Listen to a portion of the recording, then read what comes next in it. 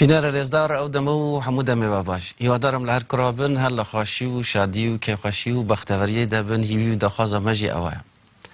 از جا کدن لویجی ما او جی کم حزک از لوربم کیخاشم به اوه کدن و بوم جار کدن و لجی کی خاش جار کدن لخدمت بینر رزدار دمه و سپاس بو حمو او برزین کو به هر اوه کی به مرا دتیکلیه دانه به اوه کو لدسته وانتی که خوشم کو ایرو ده دیوانی کی جوان دیوانی تایبتی ده میوانداری ل کم کی تایبتی دکم تایبتی لبر او کو خوشی کو جوانی کی ده دانه دیوانا گل او رنگارنگی کی تایبتی ها لسر مجاری کی گل کی خاش و جه و گرینگ بروندی از گل کی گوتن خواه دست پیکی ده ناچ مسر بروی کو حزکم زدتر لدما کو هی و دمی مفاعی بر بگر شخوا اندوزانن گلک جارا ل جواکا جهانی بگشتی باس پرساجن به آوائن جور به جور تیک کرن پس کی کو جهان حمو لسر دسکنه که موزده پس کو مجید کرا بینا نتوا کردی برونده محض کرد دیوانا ایرو ده اما مجار کبه جوان مجاری کو پرساجن او جی آلیه جنا بخواه جی حمو آلیاوه گوری در فتا که ما هی ام بکارن بینه برباس و گوتو بیجو دانستان نمیکن بو هنده ام ایرو میوانداره یکیتیا جنین دموکرات کردستان ایرانین اون همو الیا بخیر بن سر چاوس سران و دیوان ما دولمند کر و خوش و گش کر خیر بن مع ذکر دست پیکی ده جخواه گلک جراباس هاتیه کرن کو یکیتیا جنین دموکرات کردستان ایرانی هل سردم کومار کردستانی و هاتیه دام از راندن و پیشوای کرد یکیمین سر کومار کردستان ایوه دمی به آریکاری آوی و به پیشنهار آوی بو دست پیکی ده جناخانیه پیش بو او کو چالکیک بو یکیتی جنان دست پی بکه یکیتی جنان بینا تاریخ و دیرو کاوی گلک جهاتیه پیش یکی که لوان ارگانین هر دست پیکی و سرکب یکو کارو خبات خام بشاندیه گوتن ایوه از باور دکم اونی به آوائی کی باز بکن که موزیده هر نسر دیرو کشی لی پس کریک گره کن روش بر روژه پس کریک زیده تر دبن ام زیده تر دکارن لسر پسین روژه بسکنن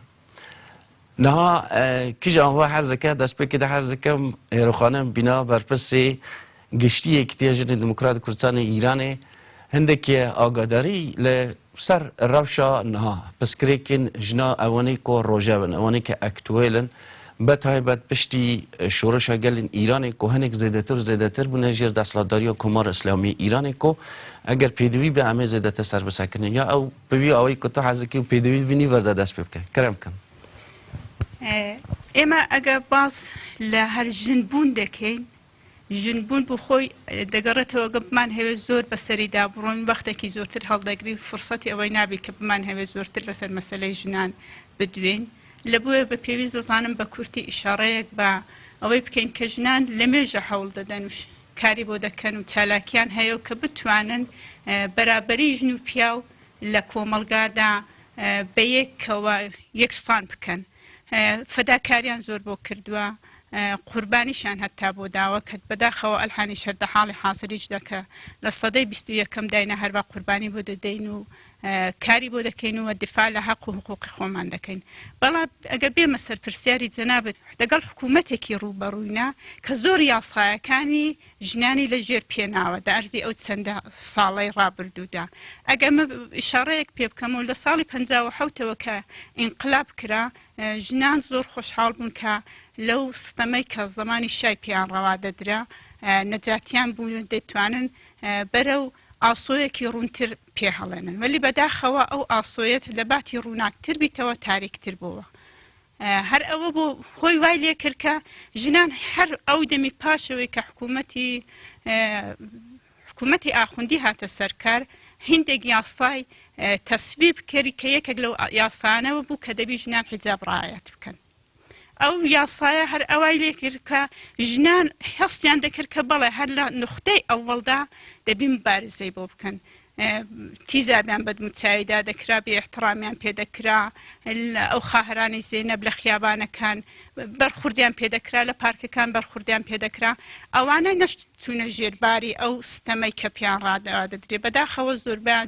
لە زیندانێکران شەلاقیان نەدەدرا بێ حرمەتیان پێدەکرا بەداخەوە تا ئەلحانیش ئەو ستەمە هەر بەسەر ژناندا ڕەوایە لەسەرەوەی کەەوە شتێکی زۆر جوزیە من کە باسی دەکەم ئەگە بینە نێوەرۆکی مەسەلەکانەوە ئەلحانی ژن حەقی نییە کە مەسەلەن وەک ڕێیس جمهورێک خۆکان دیتکە ئەو ساڵەکانە بەداخەوە زۆر بە ئیفتخارەوە باس لەوەی دەکا کە مەتوانیمانە دوودانە وەزیرمان هەبی یا نانتوانیوە ئەو جایگایی کە ژن بە حەقی خۆی دەزانی پێڕەوا بدرێ پێیان نەدا هەر ئەوە بۆ هۆی ئەوەی کە وردە ژنان کارێکی وا لە بکەن بە تایبەتی دە ماوەی ئەو چەندین ساڵەدا فعالیتیان هەردەست پێ کرد دە زۆر کۆر و کۆبوونەوانەدا بەشداریان دەکرد احترازی خۆیان دەردەبڕی وەلی دیسانەکانە جمهوری ئیسلامیش بە مرەتەب سەرکوتی دەکردن کە تا وردەوای لێ هاتوانیان کەمپێنێکی 1 ملیۆن ئیمزا کۆکەنەوە کە ژنان لەوەیدا نەخشێکی زۆر بەرچاویان هەبوو دنیایان بۆ لای خۆی جەلب کرد خەڵکێکی زۆر پشتیوانی لێ کرد بەخۆشیەوە ئەمن دەتوانم لێرە ئەوەش بڵم کە پیاوانیش نەخشی ئەسڵیان هەبوو بۆ پشتیوانیکردن لە مەسەلەی ژندا هەر ئەوە هۆی وای لێ کرد کە ژنان چالاکتر بن فعالتر بن بەڕاستی ئەمن کە لێرەکانە دەتوانم بە شەهامەتەوە باسی ئەوەی بکەم کە میلەتی کورد چۆن دفاع لە حەق و حقوقی خۆی دەکا مەسەلەی نەتەوایەتی خۆی دێنیتە بەرباز ژنانیش ئەوالە ئەحساس دەکەم کە هیچیان کەمتر لەوانە نییە کە مەسەلەم داوای مەسەلەی نەتەوایەتی خۆی دەکەن ژنانیش ئەوالە هاتنە مەیدانێ بە خۆشیەوەش کە ناتوانین بشی شارینەوە ژنان سەفی ئەوڵی مبارزەکان لەو تەزاوڕاتەیدا کرد کە باسی جنبشی سەوز و ئەوانە ئەگە بکرێت دەداهاتووداگە مەسەلەکە ببینیت دێمە سەر باسی دەکەم ژنان خۆیان دیتەوە دیسانەکانە حتا هاندەری ئەوەی بوون بە مێردەکانیان بە برایەکانیان بە بابیان دەکوت ئەنگۆ بڕۆنە دەخیابانێ مەسەلەن زۆربەی لە تەزاوڕاتەکان دەرکەکانیان ئاوەڵا دەکردەوە کە پەنای ژن و پیاوەکانیان دەدایا بە خۆیان دەچون لە بەرابەری ئەوەی نیر و ئینتیزامیدا ڕاوە دەستان ئەوانە هەموو چالاکی ژنان بوو کە بە دنیای نیشاندا مەسەلەن ئەمن نمونەیەک وەک ندای بێنمەوە کە ندا ئەلحانەکانە بۆتە سمبول لە دنیادا باسی دەکرێ و دیفاعی لێ دەکرێ و ئەوانە بوونە ئەوەی کە ژنان زۆرتر ئەهمیەت بە مەسەلەی خۆ بدەن وەلی لێرەکانە ئەمن لێرەکاندا ئەو پرسیارە دێتە پێشە ژنان ئەلحانەکاندا حاڵی حاضردا کە ئەو هەموو چالاکیان کردو ئەو هەموو فەداکاریان کردووە لە هەموو شوێنێکیدا باس هەیە وەلی ئەلحان ئەحساسی وەی دەکەن وردە کەم ڕەنگ بۆتەوە ئەوە یەکێک لە مەسەلە گرنگەکانە کە ئەمە دەبی دەداهاتوو دارحانەکانە هەمیشە نەزەر و بۆ چوونی خۆمان وەک یەکێتی ژنان دەربڕێەوە وەلی دەبی ئەمە زۆرتر ئەوە شەفافن باس بکەین بە کۆر و کۆمەڵگای خەڵک ڕابگەێنین کە بەڵێ ئەوە مەسەلەیەکی زۆر گرینگە ژنان دەبی چ بکەن دەداهاتوودا کە بتوان زۆرتر حەق و حقوقی خۆوە دەست بێنن کە دیسانەکانە تووشی مشکل نەبنەوە دەداهاتووشدا کە ئەگە ئیشاڵڵا ڕۆژێک وای لێ هات وڵاتەکەمان ئازاد بوو دیسان ژن دیسان هەوڵ نەداتەوە بۆ مبارزەکردن بۆەوەی کە بگاتە یەکسانی بینی ژن و پیاودا gelek spas dibina destpêkekê bi taybet li ser ew mijarê roj kunha li Îranê de hene bi dema basê Yekîtiya Jinê Demokratî Kurdistanê Îranê tê kirin mirov nikare basê piskirêkê Îranê de jî neke piskirêkê jinan li Îranê de bîna gotinên roj behsê roj lê hêroxanimê basê bi zava kesekî kir li mehez dikir pisyarek bêwî awayî be li çi pêş de betaybet niha pêdiviya ew ku yekîtiyê jinek hebe yekîtiya jinên demokrat hebe pêdiviya wî çî ke çima pêwîst e hetmen yekîtiyekî jinê demokrat hebe eger heskî xelkî xerîb re bêjî tê çawa baskî kerem kim swar dikim mîkrofona me gere here ser be منیش باش با حالی خۆم بەخێر هاتنتان دەکەم کاک میران سپاس بۆ ئەو دەرفەتا کە بۆ ئێمە ئەندامانی یەکێتی ژنانتان ڕەخساند کە بتوانین هێندێک ناساندنی یەکێتی ژنان بکەین و پێیان بناسنین کە ئەهداف و کاری یەکێتی ژنان چییە سەبارەت پرسیاری جەنابتان یەکێتی ژنان دەتوانین بڵین لە سەردەمێک دامەزراوە کە موقعیەتی کۆمەلگا زۆر فەرقی دەکرد لەگەڵ ئێستا دەرەبەگایەتی بە تەواوی زاڵ بووە لەنەو کۆمەلگای کوردەواری ئەو دەمی و قازی محەممەدی نەمر لەو دەمی ئەو کەسریە ئەو کەمیە لەنەو کۆمەلگا هەستی پێی کردووە کە نەبوونی ژنان نەبوونی هێزی ژنان لەنەو کۆمەلگا چ زەربەیەکی دەتوانێت لە کۆمەلگا بداتەوە لەو سەردەمەدا بە هەوڵی خۆی و خێزان و تەنانەت کچەکانیشی هەوڵی داوە بۆ دامەزراندنی ڕێکخراوێکی بەناو یەکێتی ژنانی دموکراتی کوردستانی ئێران و دەتوانین بڵین ئەگەر باس گرنگی هەبوون یەکێتی ژنان بکەین یەکێتی ژنان ڕێکخراوەکە تایبەت بە ژنان کە ئەو دەرفەتەی بۆ ژنان ڕەخساندووە کە